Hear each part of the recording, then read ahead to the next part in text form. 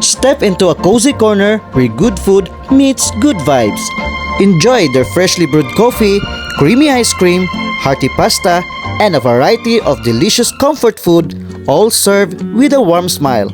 Anyway, so nata karon sa the newly opened resto here at the Scoop and Skillet. Whether you're here to relax, catch up with the owner, Sofia Andres and Daniel Miranda, with your friends, or just treat yourself, they've got something special for you. And then located lang ni siya sa E. Rovira Drive, Dumaguete City. A cute, clean and cozy spot where every guest is warmly welcomed.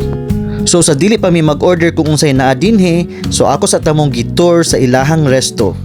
Anyways, aside sa coffee, napa ni sila yung mga nagkalain-laing mga drinks, mga fruit drinks, and shakes. And then napo ni sila yung mga nagkalain-lain nga mga flavors sa ilahang bread o uban pa mga klase nga desserts. And they also have spacious dining area dinhi sa gawa sa ilahang resto.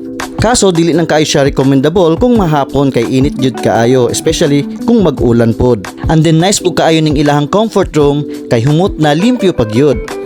So sa walay patumpik-tumpik pa, mag-order na ta para makakaon na ta ug makatilaw na ta sa ilahang mga special menu. First up is kaning ilahang coffee. Masimhot gud nimo ang iyang sweet aroma. And talking about their shakes, so I ordered peanut mango shake. So I'll give an honest review. Lamig gud kayo ang ilahang peanut mango shake, as in recommended. And then lami pud usab ning ilahang mac and cheese roll and bolognese pasta. So mao din siyang gitawag og Scoop and Skillet kay kining Scoop na ni sila mga special ice cream dinhi. Ga-offer po ni sila nga nagalain-laing flavor sa ice cream. So this is the moment of truth, amo nagyong gitilawan ning among mga gipang order diri sa ilahang resto. So sa giingon nako ganina nga lamig gyud kayo ning ilahang peanut mango shake. Recommended gyud kaayo, as in tamang timpla lang gyud, dili kay siya sobra katamis. And then kining ilahang mac and cheese roll, lami pod kaayo kay very cheesy on the inside. Since lain-lain ang amo ang gipang order, so nag-share lang mi sa amo ang gipang order. And then lastly, kaning ilahang Scoop bolognese pasta, so ato ani siyang tagaan og review. So para nako, it's like a hearty Italian bolognese pasta nga daghan kay siya og giniling sa tomato sauce with herbs and spices, toast perfectly with al dente pasta, and then nakalami pud ani kay daghan kay siya og parmesan cheese.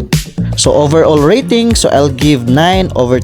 Kay dagan pa man ming wala natilwan sa ilahang mga menu. So anyway, sad to say wala pud ang owner, so wala pud mi nakapapicture nilang Sofia Andres and Daniel Miranda. So bason lamang next time pohon. Thank you so much for watching.